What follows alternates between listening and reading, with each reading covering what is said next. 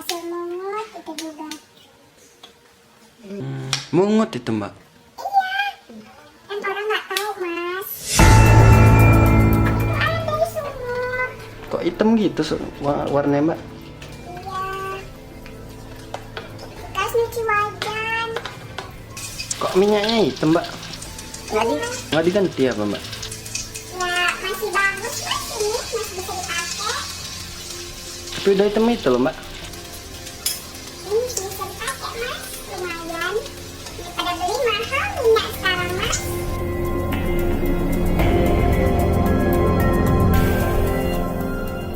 Selamat siang pemirsa, kembali bersama saya Khoirunisa dalam redaksi Dahlan, menghadirkan informasi aktual dari berbagai penjuru. Siang ini kami mengangkat fenomena yang ramai diperbincangkan masyarakat, yakni kekhawatiran bahwa konsumsi gorengan berlebihan dapat memicu batuk dan rasa tidak nyaman di tenggorokan. Berikut laporan selengkapnya. Terlihat seorang penjual gorengan yang bukannya belanja di pasar, malah memunguti sayur-sayuran busuk dari dalam tong sampah. Coba kalian lihat, tangannya masuk ke tumpukan sampah tanpa ragu. Kol yang sudah menghitam, wortel yang sudah lembek, bahkan sayur yang baunya menusuk. Semua diangkat dan dimasukkan ke dalam plastik seperti bahan segar.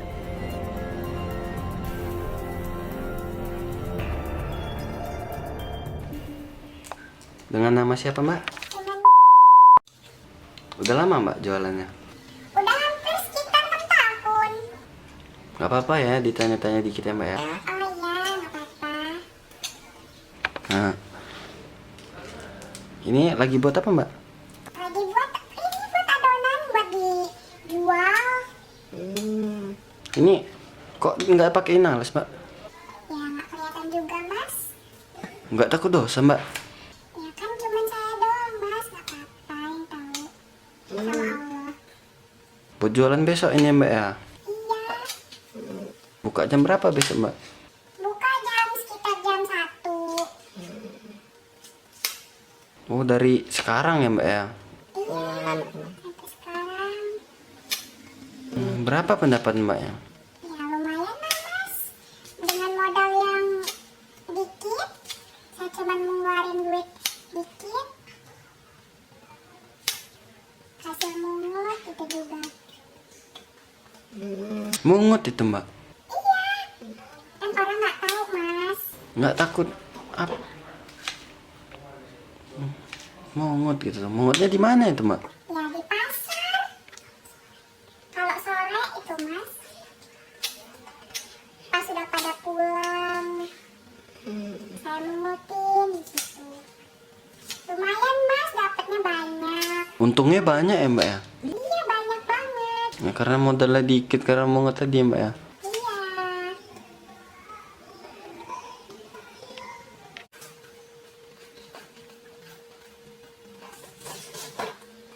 Sekarang mau ngapain mbak? Ini mau ngambil air. Oh, ya mbak.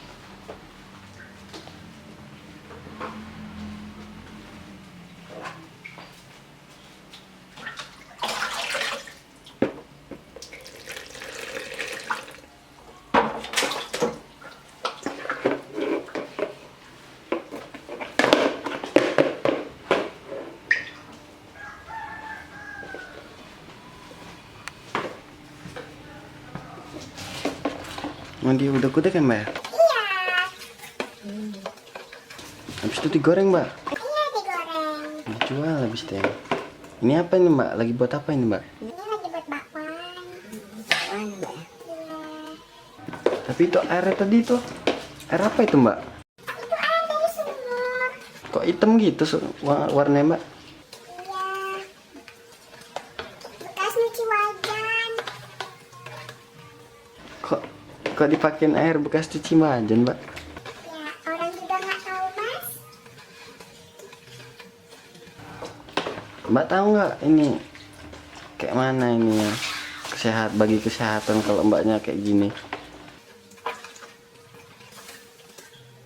Nggak tahu juga mas saya. Orang juga makan. Yang penting saya dapat duit mas.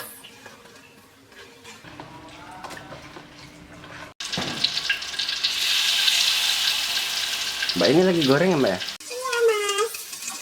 Minyaknya hitam Mbak. Nggak diganti apa Mbak? Ya masih bagus mas ini, masih bisa dipakai. Itu udah hitam itu loh Mbak. Ini bisa dipakai mas, lumayan. Daripada beli mahal minyak sekarang mas. Beruntung ya Mbak ya? Iya. Pemirsa, hampir di setiap sudut jalan kita dapat menemukan pedagang gorengan. Penjualan yang tak pernah sepi, namun mengonsumsi gorengan bisa berdampak bagi sebagian orang. Hari ini saya akan bertemu langsung dengan seseorang yang memiliki dampaknya.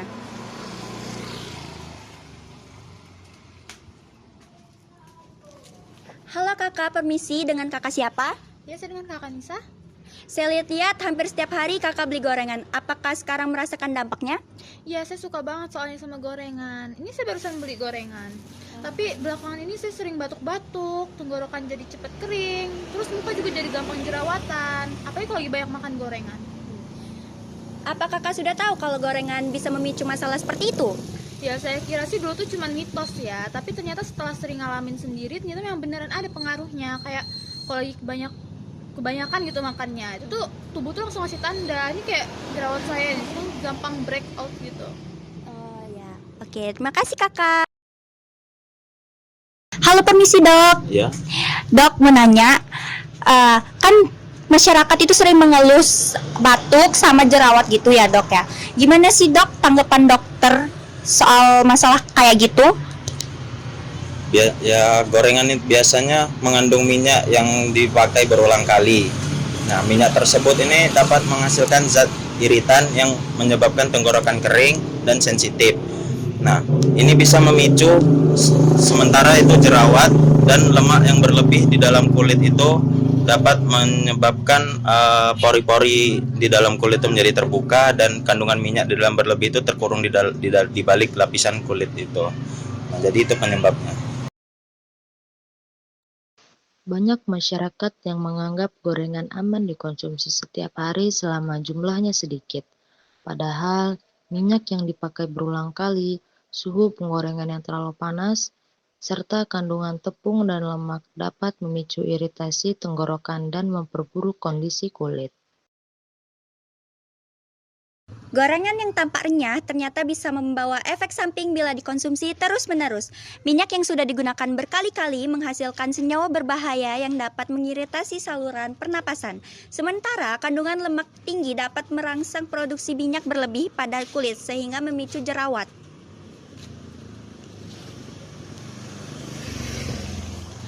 Halo kakak, permisi, dengan kakak siapa? Dengan saya Apis.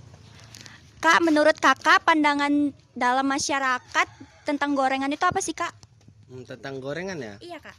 Bagi masyarakat, menurut saya kan gorengan itu digoreng itu dengan jumlah minyak yang banyak, terus dipakai juga berulang kali biasanya kan kalau penjual itu sampai hitam-hitam biasanya. Iya. Nah, itu akan berdampak pada masyarakat. Contohnya kayak yang sering saya jumpai itu batuk-batuk biasanya. Iya. Terus sama jerawat. Nah, contohnya teman saya ini karena sering makan gorengan. Apakah betul kak? Betul sekali, karena gorengan adalah makanan favorit saya. Tapi sekarang saya menghindari itu karena saya terkena dampaknya, yaitu jerawatan sekarang.